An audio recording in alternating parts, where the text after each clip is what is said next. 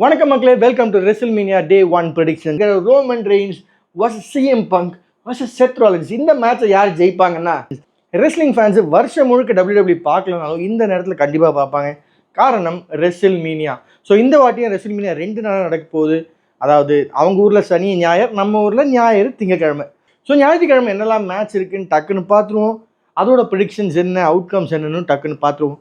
நீங்கள் நம்ம சேனலை சப்ஸ்கிரைப் பண்ணால் தயவு செஞ்சு பண்ணுங்கள், புண்ணியமாக போகும். ரெசில்மேனியா டே 1ல் எனக்கு தெரிஞ்சு ரொம்ப இம்பார்ட்டண்ட்டான மேட்ச் இதெல்லாம் இருக்குது. Gunther vs Jey Uso for the world heavyweight championship. இந்த மேட்ச் பார்த்தீங்கன்னா ஜே ஊசோ ராயல் ரம்பிள் ஜெயிச்சு கந்தரை ஃபேஸ் பண்ண சேலஞ்ச் பண்ணார். இந்த மேட்சுக்கான ஃபியூட் பெருசாக இல்லைனாலும் கடந்த சில வாரங்களில் அந்த ஃபியூடை கொஞ்சம் டெவலப் பண்ணியிருக்காங்க WWE.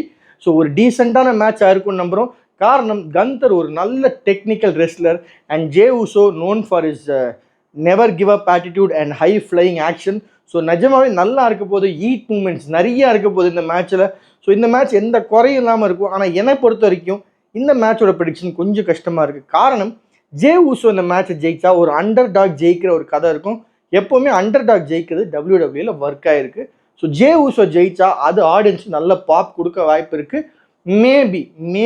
மேபி ஒரு இன்டர்ஃபியரன்ஸோ இல்லை யாரோ உள்ளே பூந்து கந்தர் ஜெயிக்கிறதுக்கான வாய்ப்பு இருக்குது. பட் எனக்கு தெரிஞ்ச வரைக்கும் மெஜாரிட்டியாக கொஞ்சம் அதிகமாக நான் இன்க்ளைன் பண்ணுறது ஜே ஊசோக்கு தான்.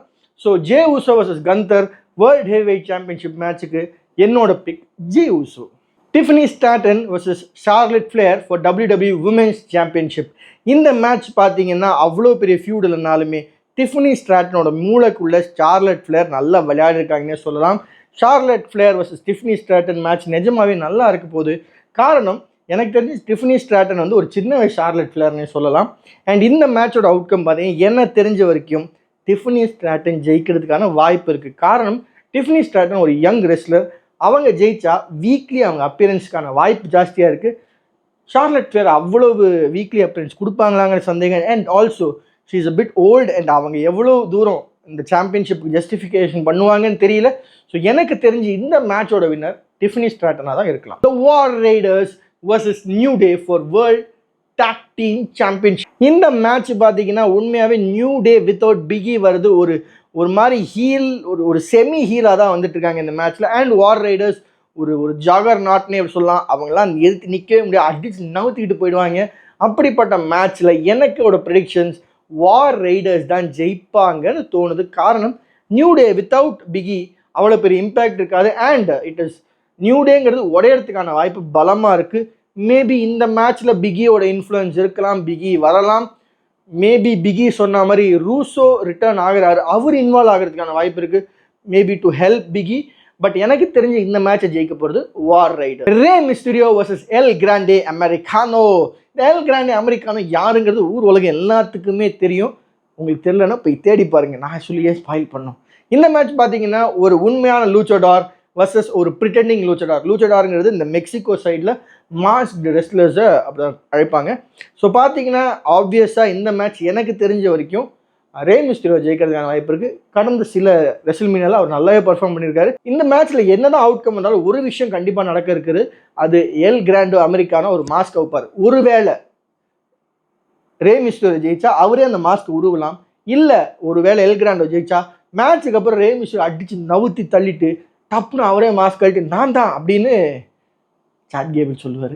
ஸோ இந்த மேட்சோட prediction Rey Mysterio. Naomi vs Jade Cargill match. இந்த மேட்ச் பார்த்தீங்கன்னா Naomi is considered to be an underdog. But இந்த time I don't think underdog favour பண்ணுவாங்க. இந்த வாட்டி ஜேட் கார்கில் தான் ஜெயிக்க வைப்பாங்க. முக்கியமான காரணம் ஜேட் கார்கில் AEWலேருந்து WWE வந்ததுக்கப்புறம் அவங்களுக்கான மேஜர் சாம்பியன்ஷிப் பார்த்தீங்கன்னா அந்த உமன்ஸ் டேக் டீம் சாம்பியன்ஷிப் தான் இருந்துச்சு. சோலோ சாம்பியன்ஷிப் பெருசாக இல்லை. ஸோ இந்த மேட்சை ஜெயிச்சு அவங்களோட சாம்பியன்ஷிப் பாத்தில் போடுறதுக்கான எல்லா முயற்சி சொல்லுவாங்க. LA Knight vs Jacob Fatu for WWE United States championship. இந்த மேட்ச் ஜெயிக்க போகிறது ஜேக்கப் ஃபட்டு தான். காரணம் சில நாட்களாக ஜேக்கப் ஃபட்டுக்கும் சோலோ சிக்காவாக்கும் நடுவில் ஒரு ரிஃப்ட் மாதிரி இருக்குது, ஒரு உரசல் இருக்குது. அந்த உரசலை டீப் பண்ணோன்னா மேபி ஜேக்கப் ஃபட்டு ஜெயிச்சு நான் தான் கெத்து, நீ ஒன்றுமில்லை, நீ ஒரு வெத்துன்னு சொல்லி சோலோ சிக்காவோட ஒரு ஃபியூடுக்கு போகிறதுக்கான பெரிய வாய்ப்பு இருக்குது. அண்ட் ஆப்வியஸ்லி அவர் ஜெயிக்கிறதுக்கான அர்த்தம் இருக்குது. காரணம் நீங்கள் அவர் நல்லா டெவலப் பண்ணிட்டு வந்திருக்கீங்க, நல்லா அவரை கூப்பிட்டு வந்து இந்த நிலையில் அவர் தோக்கடிச்சு அதுலேருந்து மேபி அதுலேருந்து ஒரு ஃபியூட் கொண்டு வரலாம். பட் ஜெயிச்சு போகிற ஃபியூடு இன்னும் பவர்ஃபுல்லாக இருக்கும். ஸோ எனக்கு தெரிஞ்சு ஜேக்கப் ஃபெட்டு இந்த மேட்சை ஜெயிப்பார். ஃபைனலாக எல்லாரும் எதிர்பார்த்துருக்கிற Roman Reigns versus CM Punk versus Seth Rollins. இந்த மேட்சை யார் ஜெயிப்பாங்கன்னா, முதலே சொல்லிடுறேன், இந்த மேட்சை யார் வேணாலும் ஜெயிக்கலாங்கிற நிலையில் தான் இருக்குது. காரணம், இந்த ஃபியூட் எப்படி ஆரம்பிச்சிச்சுன்னா, ராயல் ரம்பிளில் ஒரு எலிமினேஷன் நடக்குது, அவங்க அடிச்சுக்கிறாங்க, அது ஒரு ஃபியூடாக டெவலப் ஆகுது. அங்கேருந்து பார்த்தா குறுக்கே இந்த கௌசிக் வந்தாங்கிற மாதிரி இன்னொரு சூப்பர் ஸ்டார் உள்ள போகிறார். மொத்தமாக ஒரு ட்ரிபிள் த்ரெட் மேட்சாக நிற்குது. Roman Reigns versus CM Punk versus Seth Rollins. And moreover WWE ரெகுலராக பார்க்குறவங்க தெரியும், கஸ்டடி மேட்ச் நடந்துச்சு. Rey Mysterio versus Eddie Guerrero for the custody of Dominik Mysterio. கிட்டத்தட்ட இது வந்து பால் ஹேமனோட கஸ்டடிக்கான ஒரு மேட்ச்னு கூட சொல்லலாம். பால் ஹேமன் இந்த வாட்டி ரோமன் ரெயின்ஸ் கூட வரமாட்டார், சிஎம் பங்க் கூட தான் அவர் என்ட்ரி கொடுக்க போகிறாரு. இந்த மேட்ச் உண்மையிலே தாறு மாறா இருக்க போகுது. எல்லா வெப்பன்ஸ் யூஸ் பண்ண போகிறாங்க. ஏன்னா ட்ரிபிள் த்ரெட் மேட்ச்சில் டிஸ்குவாலிஃபிகேஷன் கிடையாது. ஸோ வேறு லெவல், வேறு ரகமாக அடித்து நவுத்த போகிறாங்கன்னு எல்லாருக்கும் தெரியும். இந்த மேட்சோட ப்ரெடிக்ஷன் ரொம்ப ரொம்ப க்ளூலெஸ்ஸாக இருக்கேன். காரணம், எனக்கு என்ன தோணுதுன்னா, மேபி இந்த மேட்சை ஜெயிச்சுட்டு வெளில வரவர் அந்த ஃபியூட்லேருந்து வெளில போயிட்டு மிச்சம் இருக்கிற 2 பேர் சம்மர் ஸ்லாம் நோக்கி போவாங்களோ. அண்ட் எனக்கு தெரிஞ்சு Seth Rollins versus Roman Reigns or Seth Rollins versus CM Punk feud நேச்சுரலாக தெரியுது. Roman Reigns versus CM Punk feud அவ்வளோ நேச்சுரலாக எனக்கு தெரியல. அவங்களுக்குள்ள அந்த மாதிரி ஒரு ஃபியூட் வரதுக்கான வாய்ப்பு இருக்குமான்னு தெரில. ஸோ இந்த மேட்ச் வின்னர் யாருன்னு நீங்கள் நினைக்கிறீங்க கமெண்ட் பண்ணுங்கள். நான் எதுவும் சொல்ல விரும்பல. ஸோ இதுதான் டே 1ஓட ப்ரெடிக்ஷன். டே 2ஓட ப்ரெடிக்ஷன்ஸ் வேணும் எஸ்ன்னு கமெண்ட் பண்ணுங்கள். இது வரைக்கும் நீங்கள் இந்த வீடியோ பார்த்தீங்கன்னா அதுக்கு ரொம்ப ரொம்ப ரொம்ப நன்றி. நம்ம சேனலை சப்ஸ்கிரைப் பண்ணலாம், தயவு செஞ்சு சப்ஸ்கிரைப் பண்ணுங்கள். இந்த வீடியோ கீழே லைக் ஒன்று அடிச்சு விடுங்க. ஜாலியாக இருங்க. ரெசல்மீனியா முடிஞ்சோடனே ரிவ்யூவில் பார்ப்போம்.